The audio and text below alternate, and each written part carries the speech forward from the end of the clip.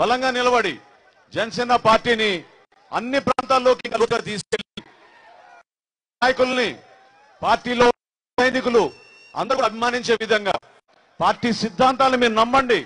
పవన్ కళ్యాణ్ గారిలో ఎటువంటి సిద్ధాంతాలు ఉన్నాయి, ఎటువంటి ఆలోచనలు ఉన్నాయి, ఆ ఆలోచనల కోసం మీరందరూ కూడా తెలుసుకొని కట్టుబడి మన భవిష్యత్తు కోసం మిమ్మల్ని పనిచేయమని కోరుతూ సంక్రాంతి సంబరాలు మరి తెనాలో పెదరావుల్లో ప్రత్యేకంగా ఈ రోజు జరుపుకోవడం మన ప్రాంతానికి అదృష్టం. అటువంటి అవకాశం కల్పించినందుకు మన జీవితాల్లో ఈరోజు నా భోగి మంటలతోటి వెలుగు నింపే విధంగా మనకి పవన్ కళ్యాణ్ గారు వచ్చారు. దాన్ని మనం గమనించుదాం.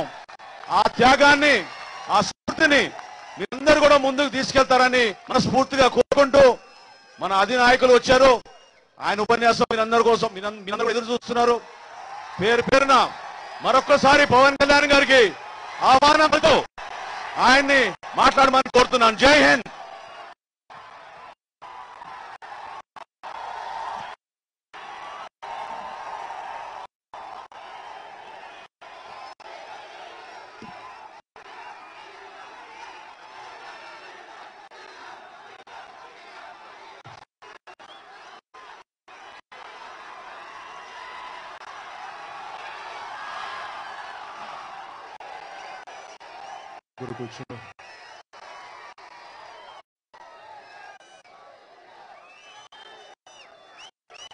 పిడుగుల్లాంటి మబ్బుల్లో పరిగెత్తే పిడుగుల్లాంటి జన సైనికులకు నేను ఆడపడుచులకు సహచరుల కోసం అండగా ఉన్న వారందరికీ ప్రతి ఒక్కరికి పేరున జనసేన పార్టీ తరఫున జనసేన నాయకుల తరఫున మీ అందరికీ హృదయపూర్వక నమస్కారాలు, ధన్యవాదాలు తెలియజేస్తుంటాను.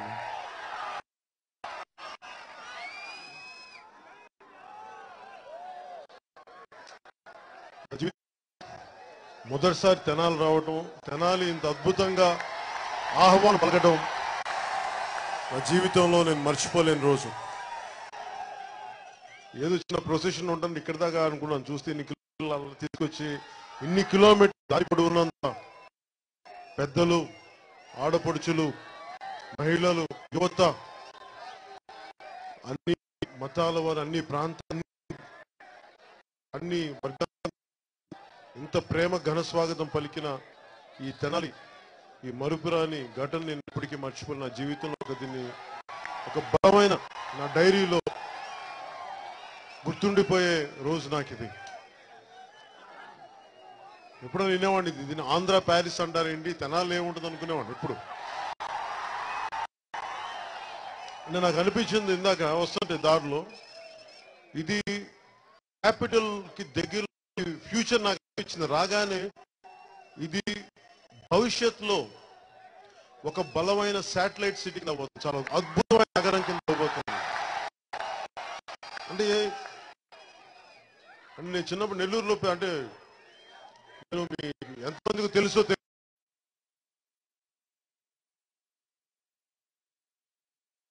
నెల్లూరులో కూడా ఇక్కడ ఉన్న బకింగ్హామ్ కెనాల్ టిల్ మనకి మద్రాస్ నగరం దాకా ఇదివరకు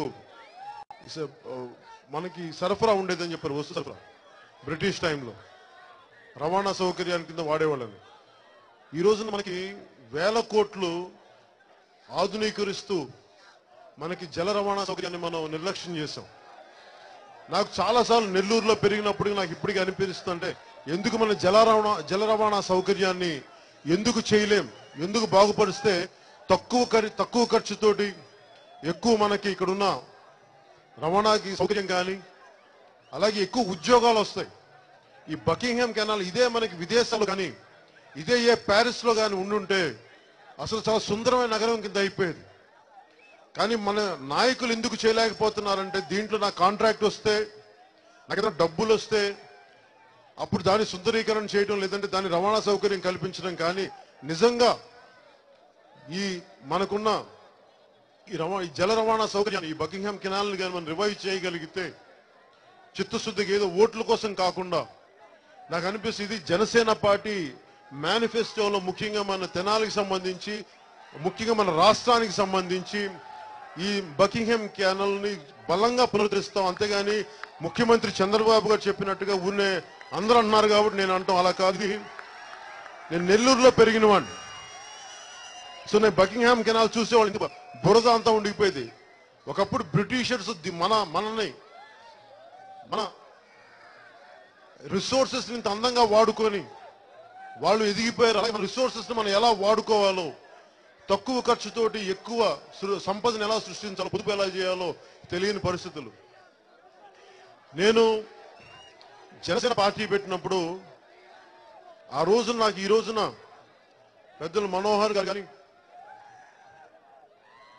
మనకి తోట చంద్రశేఖరరావు గారు కానీ, రావుల కిషోర్ బాబు గారు కానీ, అలాగే పసుపులేటి బాలరాజు గారు కానీ,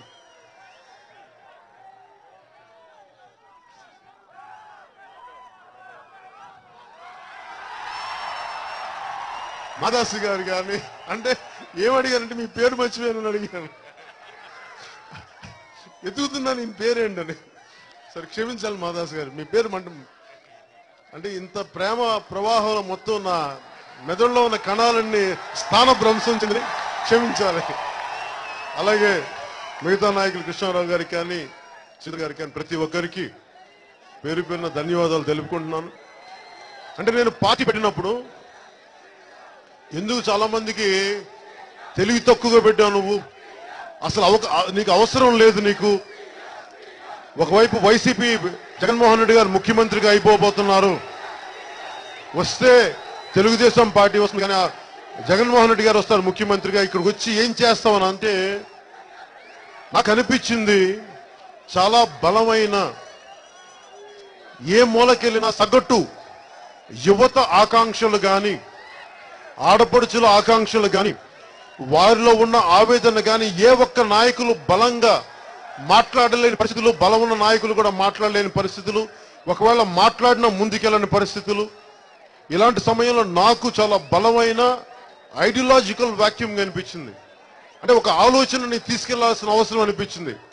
ఆ రోజున ఒక మాట మాట్లాడితే ఎక్కువ, ఒక మాట మాట్లాడితే తక్కువ, అలాంటి పరిస్థితుల్లో నేను ఎందుకంత తెగించి మాట్లాడానంటే విసుగొచ్చింది నాకు మీలాగే.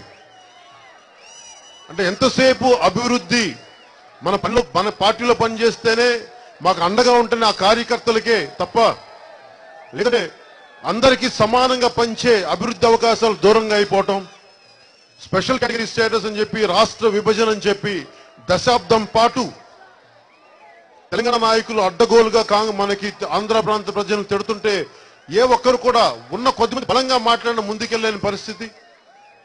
ఒకవైపు ఆంధ్రుల ఆత్మగౌరవం దెబ్బతింటే ఒక్క నాయకులు కూడా మాట్లాడలేని పరిస్థితి, మాట్లాడిన ముందుకెళ్ళని పరిస్థితి. ఇవన్నీ చాలా మంది సగటు మధ్యతరగతి మనుషుల్లాగే నాకు చాలా కోపం వచ్చింది, చాలా ఆవేదన వచ్చింది.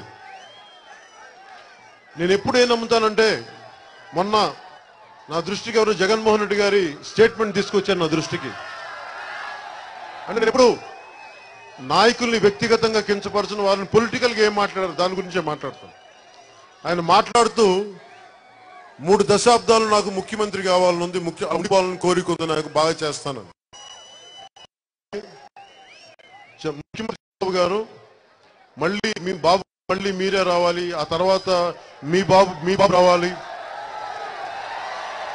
అంటే వీళ్ళందరినీ చూడండి. అలాగా అందరూ మంచిదే, దశాబ్దాల పాటు పాలించండి, మీరు ఎవరైనా సుపరిపాలన అందించండి, ఇసుక మాఫియా లేని పరిపాలనను అందించండి, అలాగే 1000 కోట్ల సిబిఐ కేసులకు వెళ్ళండి, లేని పరిపాలన అందించండి. ప్రజలు అసలు నాతో సహా మీరు ఆలోచించండి. నాకు పార్టీ పెట్టే నాలాంటి ఒకడికి, ఒక పోలీస్ కానిస్టేబుల్ గా జీవితం ప్రారంభించిన ఒక అతని కొడుకు, నాలాంటి వాటి అవకాశాలు ఉంటాయి. వాళ్ళు నీతివంతమైన పరిపాలిస్తే చేసుకుని వదిలేస్తారు. తిట్లు తింటామో ఎంత బాధ్యత మోయడం నాకేం సరదా కాదు. కాకపోతే కష్టపడే వాళ్ళు, నీతిగా ఉండేవాళ్ళు, నిజాయితీ వాళ్ళు, రైతులు కానీ దెబ్బలు తింటూ ఎంతసేపు ప్రతి మాటని రాజకీయ లబ్ధి వాడుకోవడం తప్ప నిజంగా తీసుకెళ్ళకపోవడం నాకు నిజంగా విసుగొచ్చి ఎప్పుడో 1950లోనో 60లోనో వాళ్ళు చేసిన తప్పులకి గతకాలం నాయకులు చేసిన తప్పులకి పట్టుమని కొన్ని వందల మంది ఎమ్మెల్యేలు కొంతమంది ఎంపీలు కలిసి మీరు తీసుకున్న నిర్ణయాలకి మీరు తీసుకున్న పబ్లిక్ పాలసీలకి ఒక 30, 40, 50 సంవత్సరాల తర్వాత మనం దెబ్బతిన్నాం రాష్ట్ర విభజన జరిగి. అలాంటిది రాష్ట్ర విభజన జరిగిన తర్వాత ఈసారి కూడా మళ్ళీ మనకున్న రాజకీయ నాయకులు ఈ కాంప్రమైజింగ్ ధోరణితోటి అవకాశవాద ధోరణితోటి మళ్ళీ తప్పులు చేస్తే మళ్ళీ వ్యవస్థని వారి వ్యక్తిగత లబ్ధి కోసం వాళ్ళు వాడుకుంటే ఈ రోజున ఇక్కడ అరుస్తున్న పిల్లలకి మీకు తెలియకపోవచ్చు, నష్టం ఎలా జరుగుద్దని మీకు తెలియకపోవచ్చు. నన్ను చూసి అందరూ ఉత్సాహంతో కేరింతలతో కొడతారు. వీటికి నేనేం పొంగిపోను. 10 లక్షల మంది పిలిస్తే 10 లక్షల మంది వస్తే దానికేమి నేను పొంగిపోను. అంటే నాకు ఇది కొత్త కాదు, నాకు దీంట్లో ఆనందం కూడా కలదు. దీంట్లో 10 లక్షల మంది వచ్చినా ఇక్కడ 10,000 మంది ఇక్కడ ఉన్నా కానీ నా బాధ్యత అనుక్షణం నువ్వు వాళ్ళ భవిష్యత్తు కోసం పనిచేయాలి అని నాకు నిరంతరం గుర్తుంటా తప్ప నాకు ఎప్పుడు నేను పొంగిపోను. ఎవరో పెద్ద మనుషులు ఒప్పందం అని చెప్పి, జెంటిల్మెన్స్ అగ్రిమెంట్ అని చెప్పి, శ్రీపాద ఒప్పందం అని చెప్పి మీరు తీసుకున్న నిర్ణయాలకి మీరు పాటించకపోతే ఒకప్పుడు ఇప్పటి తరం సఫర్ అయింది. సొంత రాష్ట్రంలో సొంత దేశంలో ద్వితీయ శ్రేణి పౌరుల కింద మనల్ని తోలనాడుతూ ఉంటే మనం ఏం చేయలేకపోయి పెద్ద నాయకులు ఉన్నారు, లాయర్లు, మొత్తం ఐఏఎస్లు, ఐపీఎస్లు చదువుకున్న వాళ్ళు. ఇది చాలా ఆవేదన కలిగించే మనందరికీ. మన దేశంలో నేను ద్వితీయ శ్రేణి పౌరున్నా, ఇందులో నాకు ఎక్కడ ఉంది? మీకు కానీ పెద్దలకు కానీ ఇక్కడ ఇంతమందికి దీంట్లో ఎక్కడ పాత్ర ఉంది? తెలంగాణకి దోపిడీ జరిగిందంటే దాంట్లో మన పాత్ర ఎక్కడ ఉంది? ఆంధ్ర ప్రాంత నాయకులు నిర్లక్ష్యానికి గురి చేస్తే బాధ్యత వహించాం. దీని గురించి ఒక్కడు మాట్లాడేవాళ్ళు లేరు. మాట్లాడిన వాళ్ళనేమో నోరు మూసేశారు.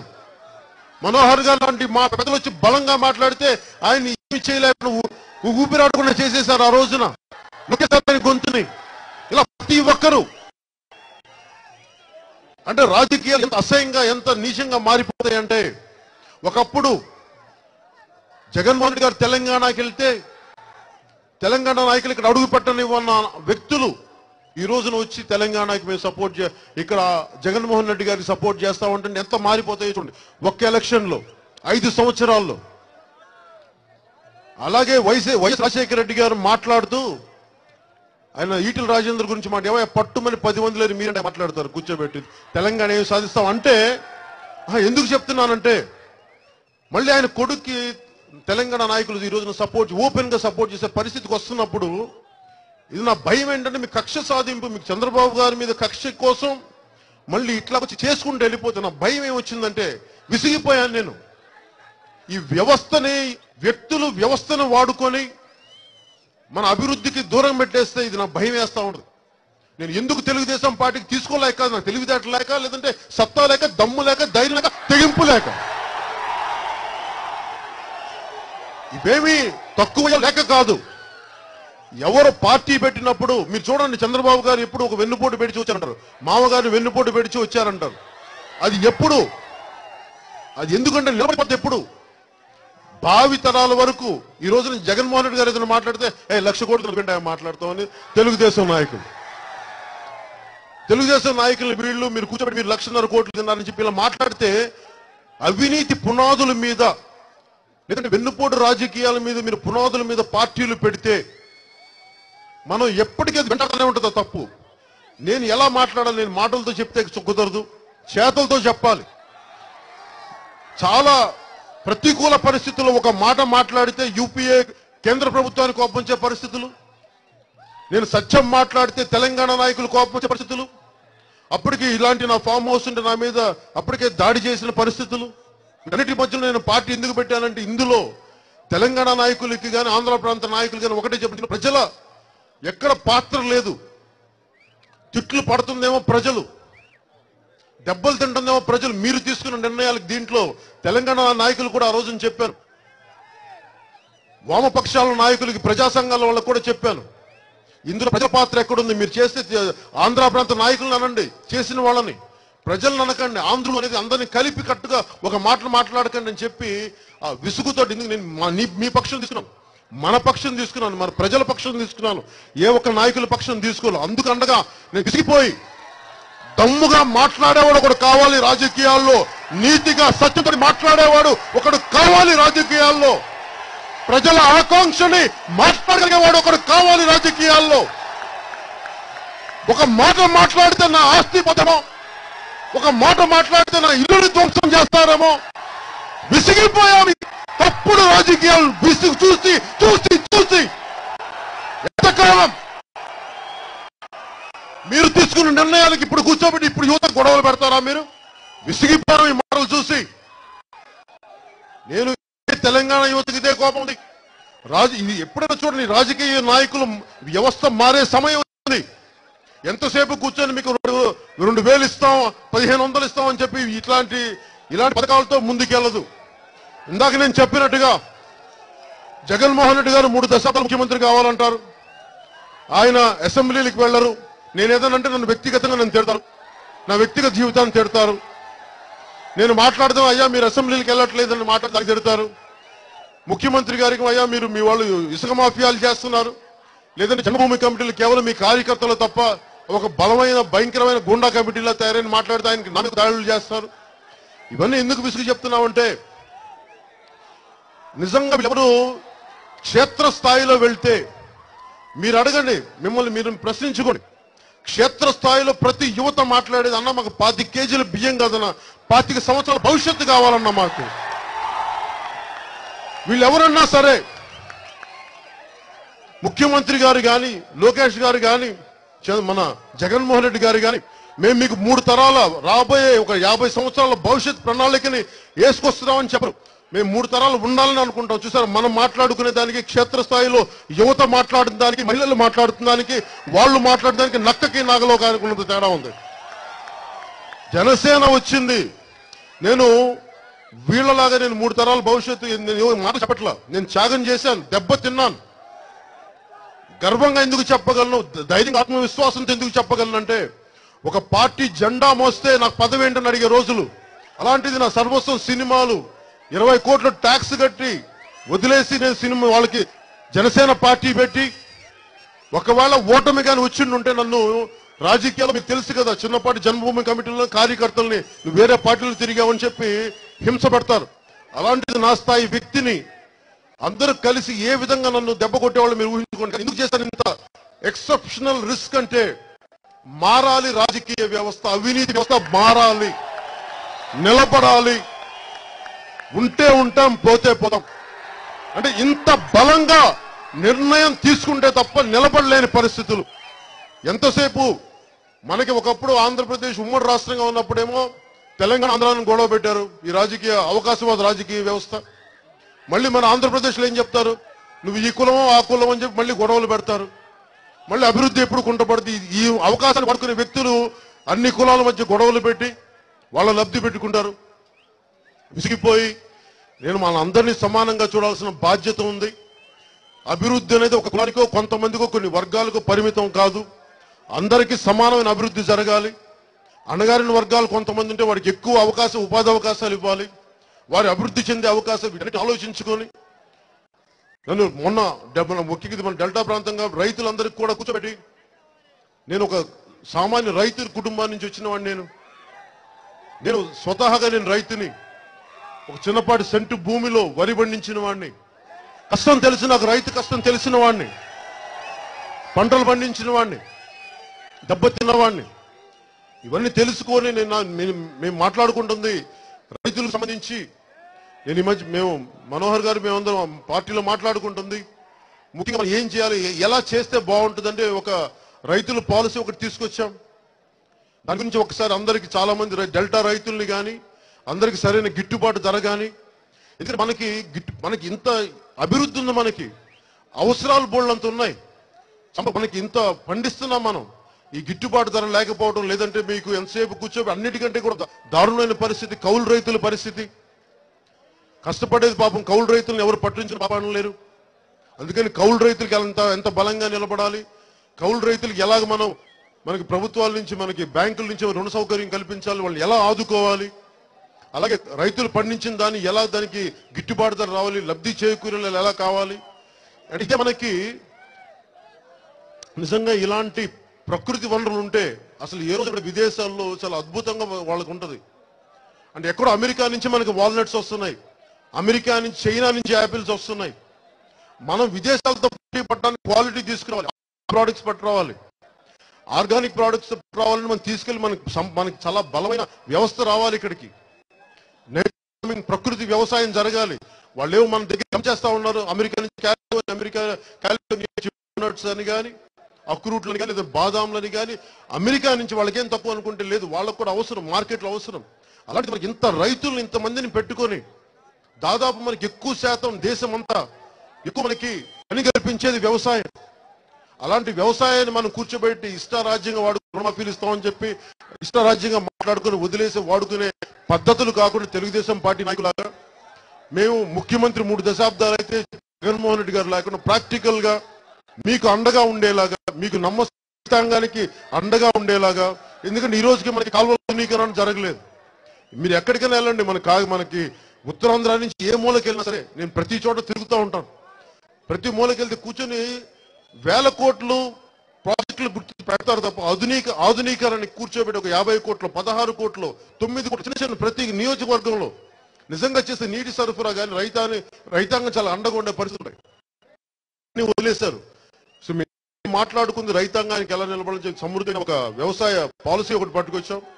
దాన్ని నాకు వచ్చే 2 వారాల్లోనే ఫిబ్రవరి 1వ వారం 2వ వారం లోపే దాన్ని రైతులందరితో 2 వర్క్షాప్ తీసుకొని జరిపి మిమ్మల్ని సంపూర్ణంగా మేనిఫెస్టోలో పెట్టబోతా ఉన్నాం.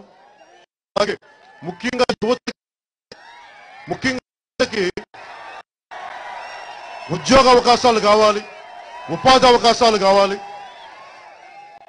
ఎంతసేపు కూర్చోబెట్టి నా బిడ్డల భవిష్యత్తు కాకుండా మన బిడ్డల భవిష్యత్తు కావాలి ఆలోచించుకునే పార్టీ జనసేన పార్టీ. అలాగే అన్ని కులాల్లో ముఖ్యంగా ఏపీలోకి వెళ్ళిన అన్ని కులాలు అన్ని మతాలు చాలా అసమానతలు ఉన్నాయి, వెనకబాటుతనం ఉంది. వీటి వెనకబాటుతనానికి ఏం చేయాలి, ఎందుకంటే మన ఫ్యూచర్ ఎందుకు మనం ఇంత తెలంగాణను చూడండి ఎలా సాధించారు. వాళ్ళ రోడ్ల మీదకి వచ్చారు, గొడవలు చేసి అందరినీ ఒక కులం కోసం, ఒక మతం కోసం, ఒక ప్రాంతం కోసం పోరాటం చేసే వ్యవస్థ ఉంది. కానీ మన భారతదేశంలో అవినీతి మీద మనం ఏర్పడలేదు. అంటే దోపిడీ ఎదురు తిరిగే వ్యవస్థ లేదు. ఇది యువత వల్లే సాధ్యం అది అవినీతి మీద పోరాటం చేయడం.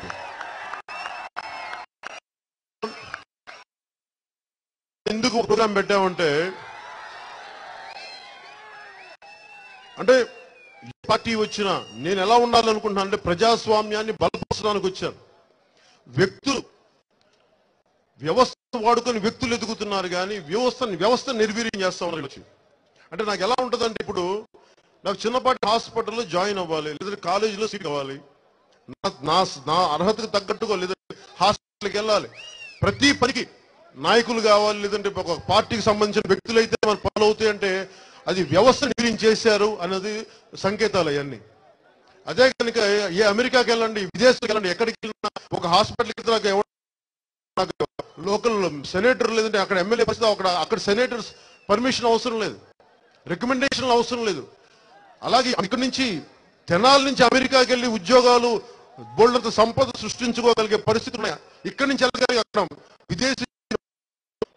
కానీ ఇక్కడ పెరిగి ఇక్కడ ఒక వ్యాపారం చేయాలంటే నాకు నాయకుడు తెలిసి ఉండాలి, ఆ పార్టీ వాడినే ఉండాలి, లేదంటే ఆ కొనగా ఉండాలి. ఈ పరిస్థితులకి ఎక్కడైతే టాలెంట్ ఉందో, ఎక్కడైతే స్కిల్ ఉందో ఆ వ్యక్తుల్ని ప్రమోట్ చేసే సొసైటీ రావాలి. విదేశాలకు వెళ్ళగలిగి అక్కడ ఉపాధి అవకాశాలు సృష్టించగలిగే మేధావులు మనకి భారతదేశంలో ఉన్నప్పుడు మన జిల్లాలకు కానీ మన జిల్లాలకు కానీ మన ఆంధ్రప్రదేశ్ కానీ ఎందుకు సృష్టించలేకపోతున్నాం అంటే ఇక్కడ ఉన్న రాజకీయ వ్యవస్థ అనుకూలంగా లేదు. మనకి దీన్ని మార్చాలి అంటే మనకి ఒకప్పుడు యువత మేల్కోవాలి, యువత బాధ్యత తీసుకోవాలి, ఆడపడుచులు అండగా ఉండాలి. ఎందుకంటే పెద్దలు 40 45 ఏళ్ళు దాటిన వాళ్ళు చాలా మంది వ్యవస్థతో పోరాటం చేసి అలసిపోయి ఉంటారు. మారదని వదిలేస్తుంటారు. కానీ ఒక యువతే ఆడపడుచులే చాలా వాళ్ళకి ఆడపడుచుకు కోపం వచ్చే మటుకు అది చాలా వీరనారులు వాళ్ళు. అలా ఆడపడుచులు కోపం వచ్చి యువతకు కానీ వారి దీవెనలు ఇస్తే ఈ యువత ఈ ఒక రోజు భారతదేశం తాలూకు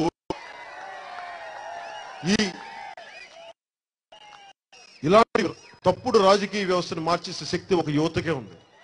దాంట్లో భాగంగానే ఎలా మాట్లాడుతున్నా అంటే కులం కోసం అందరూ చేరుతారు, ఒక మతం సమస్య ఉంటే అందరూ చేరుతారు. నేను మాట్లాడే మన వ్యవస్థలో బోల్డెన్ తప్పులు ఉన్నాయి. ఒక హాస్పిటల్ లేదు, మన కాల్వలో ఆధునీకరణ లేదు, లేదంటే ఇంకొక సమస్యలు ఉన్నాయి. అందరు కూర్చోబెట్టి ఒక 10 మంది 15 మందో 20 మందో చుట్టూ కూర్చొని సమస్యలు మాట్లాడుకుంటే ఏ సమస్యగా పరిష్కారం ఎందుకు దొరకదు. ఈ జాగోర ప్రోగ్రామ్ కూడా మేము అనుకున్నాం, యువతని ఎక్కువ మీరు 10 మంది 20 మంది 40 మంది ఒక చోట ఈ శిశిర కాలంలో ఈ చలికాలంలో ఒక కవి చెప్తాడు, ఒక కన్నడ కవి, నేను ఒక ఊరు వెళ్ళినప్పుడు ఆ ఊరు మొదట్లో నాచుపట్టిన చెరువులుంటే నేను వెంటనే వెళ్ళిపోతున్నాను. దేనికి అంటే నాచుని ఛిద్రం చేసే యువత లేదు, అంటే యువత లేని చోట నేను ఇక్కడ ఉండి ప్రయోజనం లేదని చెప్పి వెళ్ళిపోతాను. అలాంటిది యువతని నిర్వీర్యం చేసే వ్యవస్థ మంది. మిమ్మల్ని ఎలా వాడుకోవచ్చు, ఎవడలో ఏ శక్తి దాగుందో మనకి ఎలా తెలుసు, ఏ స్కిల్ ఏ సంపద ఏ శక్తి దాగుందో మరి జనాల్లో పెట్టి నువ్వు స్కిల్ సెంటర్స్ ఎంత డెవలప్ చేసావు, విదేశాలకు ఎంతమంది ఒక స్కిల్ ఎఫిషియన్స్ ఎంతమందిని డెవలప్ చేస్తుంటే వ్యక్తులు వచ్చినా కానీ దానికి సహకరించే వ్యవస్థ లేకపోవడం, ఇవన్నీ మారాలి. అందుకని జనసేన నేను ఎలా చేయటాలు వీటన్నిటికంటే 2014లో నేను ఎలాంటి వ్యవస్థ, నేను ఎలాంటి వ్యక్తిని నేను వదిలేసుకోగలను. అన్ని నాకు డబ్బులు అవసరం లేదు, అవసరం లేదు, నేను చెప్పాలనుకున్నాను. నేను దీనికి ఎక్స్పెరిమెంట్ చేశాను. నేను అందరూ నాకు అవివేకం తెలివి తక్కువ కాదు, చాలా లోతైన విశ్లేషణతో ఆలోచనతో తీసుకున్న నిర్ణయం నేను సపోర్ట్ చేయడానికి. నేను యువతకి మనం ఎలా చూస్తాం, వ్యక్తులు ఆదర్శాలు వల్లించే వాళ్ళు ఒకళ్ళు ఉంటారు, ఆదర్శాలు పాటించే వాళ్ళు ముందుకు తీసుకెళ్లే వాళ్ళు ఉండరు. ఒక 6 నెలలు 8 నెలల్లో నన్ను నా ఇష్ట రాజ్యంగా నేను ఎవరిని ఇష్టారాజ్యంగా తిడతా ఉంటే దాన్ని భరించగలుగుతుందా లేదా. ఒక ప్రజా సంస్థ పైన పోరాడాలంటే వెళ్ళి మానవ మలమూత్రాదులు ఉన్న చోట నడవగలవా, వెళ్ళి అన్ని ప్రాంతాల్లో అన్ని గ్రామాల్లో తిరగలవా, డబ్బులు వేసుకోగలవా, ఇవన్నీ నాకు నేను ప్రూవ్ చేయడానికి మీకోసం చేశాను. నేను నిజంగా పదవి కావాలి, 2009లో పదవి తీసుకున్నా, 2014లో ప్రధానమంత్రులు అందరూ నాకు తెలిసి నేను అడిగితే కాదని వ్యక్తులు కాదు. మనం ముఖ్యమంత్రి గారు అడిగితే నేను ఎందుకు తీసుకోలేదంటే నేను పదవులకు ఆశించి కాదు, మార్పు ఆశించి వచ్చాను. మీ భవిష్యత్తు తరాలకి దోపిడీ జరగకుండా అండగా నిలబడ్డాను. 2019 మన భావజాలానికి ఇది ఒక పరీక్ష సమయం. నేను నిలబడటానికి సిద్ధంగా ఉన్నాను. మీరు నాతో పాటు సిద్ధంగా ఉన్నారా అది మీరు నిర్ణయించుకోండి. కష్టంగా ఉంటుంది, ఆశ కనిపించదు. కానీ ఏదైనా సరే, ఎంత సుదీర్ఘమైన ప్రయాణమైనా సరే ఒక్క అడుగుతో మొదలవుతుంది. ఒక్క అడుగు కాదు, 10 అడుగులే ఈ రోజు దాకా. ఇంకొక అడుగు కలిసి నాయకులందరికీ ఒకటి చెప్పాను, మీరు 2019 మనకి దగ్గర ఎలక్షన్లు కాదు, మొదటి ఎలక్షన్స్ కాదు, మొదటి ప్రయాణం మట్టుకే. నేను ఓటమి పోరాటం అని చచ్చిపోయింది మన చావ. మన పోరాటం అనే ఒక దేశంలో యువతలో ఆటలాడటం మానేశాం. ఎంతసేపు టీవీలో కూర్చున్నా, సోషల్ నెట్వర్క్ చూసి కనిపించకుండా తిట్టుకోదు. రా, బయటికి రా, లోపలికి రా, బయటికి రా. వాట్సాప్లో తిట్టుకోవడాలు కాదు, వాట్సాప్లో కూర్చోబెట్టి మాట్లాడటానికి కూడా కాదు. బయటికి రా, బయటికి వచ్చి మాట్లాడు. అప్పుడు తెలుసు ఎవరు మన వైపు ఉన్నారు. అంతగాని కూర్చోబెట్టి మనుషులు టెక్నాలజీ బలహీనలు అయిపోయారు, బలహీన మనస్కులు. ఈ సంక్రాంతి ఎందుకు పెట్టండి, ఈ భోగి మంటలు, ఇలాంటి పిరికితనాన్ని కాల్చేద్దాం, అవినీతిని దహిద్దాం.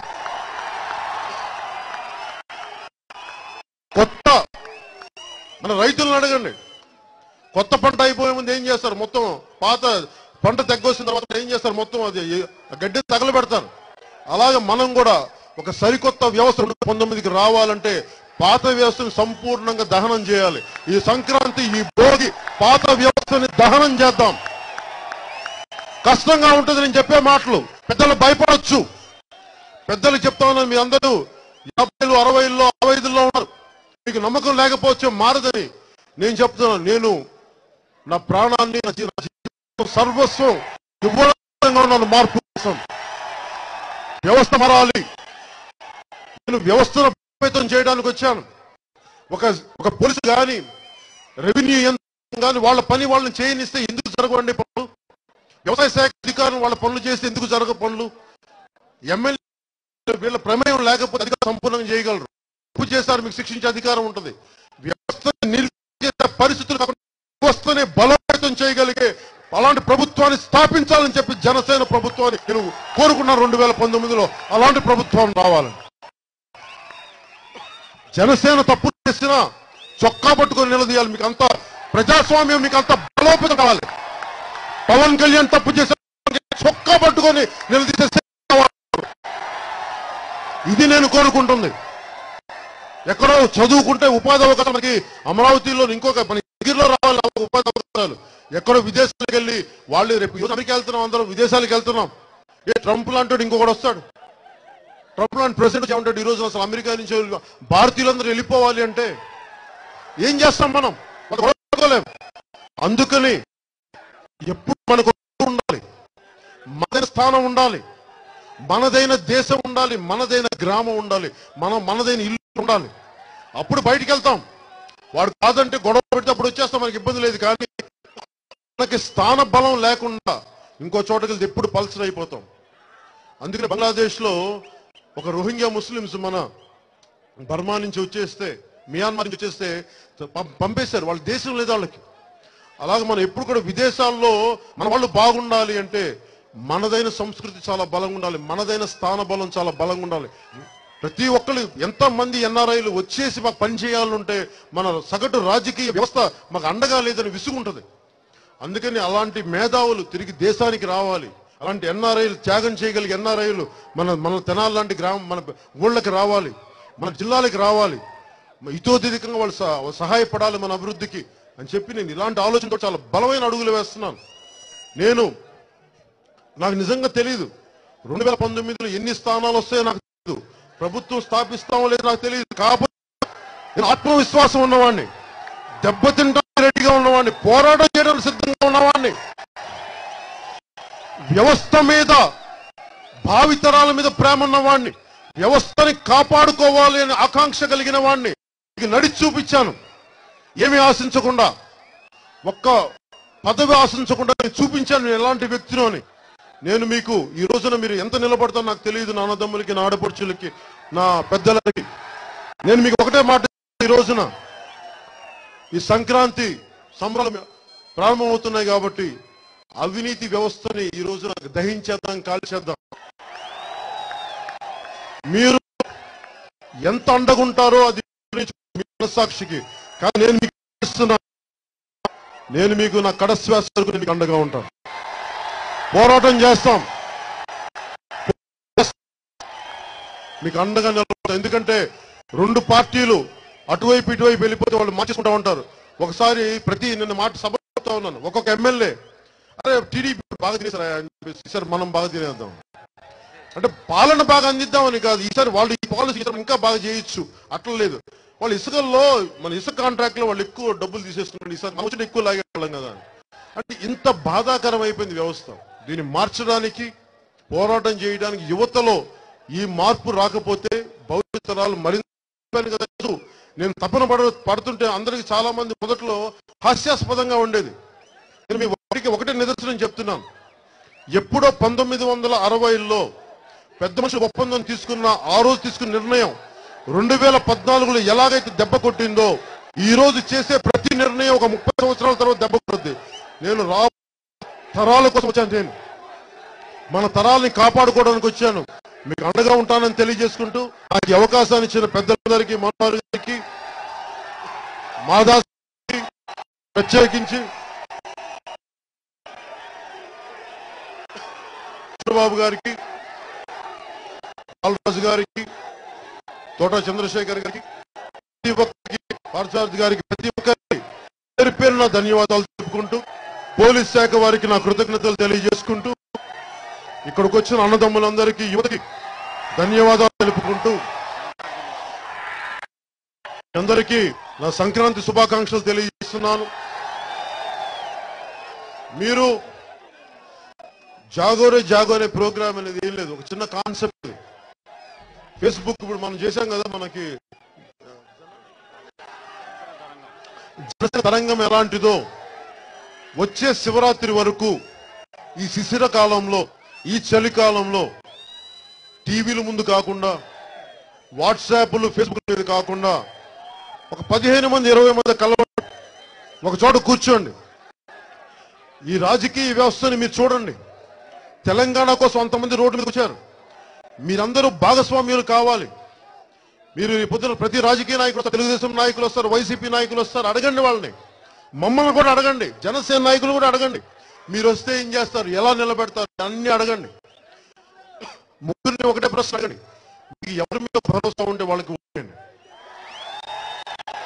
నేనైతే మీరు మాకు భరోసా ఇస్తే, మీరు ఏం భరోసా ఇవ్వకపోతే పోటీ ఒక్కటేయకపోతే నేను పనిచేసిన ఒక్కటేస్తే కంఠం కోసి మీకు అంత బలంగా నిలబడతాం. ఈ జాగోరే జాగో ప్రోగ్రాం ఎలా చేయాలి, 10 మంది నిలబడండి, పెద్దలను పిలవండి, ఆ స్కూల్ రిటైర్డ్ టీచర్లను పిలవండి, రిటైర్డ్ ఎంప్లాయీస్ తీసుకోండి, మాట్లాడండి. ఎలా ఉన్నాయి, ఇప్పుడు ఉన్న కాలువల పక్కన ఇల్లు ఉన్నాయి, కూర్చొని ఏం చేయాలని అడగండి, మాట్లాడుకొని ఎన్ని చూసి ఒక ఆటపాట అనుకోండి. కళాకారులు ప్యారిస్ లాంటి ఇది కలవండి అందరినీ ఒక ఆటపాటుతో. దీంట్లో మద్యపానం లేకుండా మడుచుకోండి, అదొకటి నా విన్నపం. ఎందుకంటే వ్యవస్థని బాగుపరిచే మీటింగ్స్ లో మద్యపానం ఉండకూడదు. కాకపోతే మీకు రిఫ్రెష్మెంట్స్ తీసుకోండి తప్ప మద్యపానం లేకుండా మీరు రాజకీయాల గురించి మాట్లాడుకొని మన బాధ్యతల్ని భవిష్యత్తు మనకు రాజకీయ నాయకులతో మాట్లాడదాం తెలియజేసుకుంటూ మీ అందరికీ పేరు పేరు ధన్యవాదాలు తెలుపుకుంటున్నాను. ఏంటండి, వీడియో నచ్చిందా? అయితే ఓ లైక్ వేసుకోండి, లేదంటే ఓ కామెంట్ చేయండి. ఎప్పటికప్పుడు మా వీడియోస్ చూడాలంటే సబ్స్క్రైబ్ చేసుకోండి.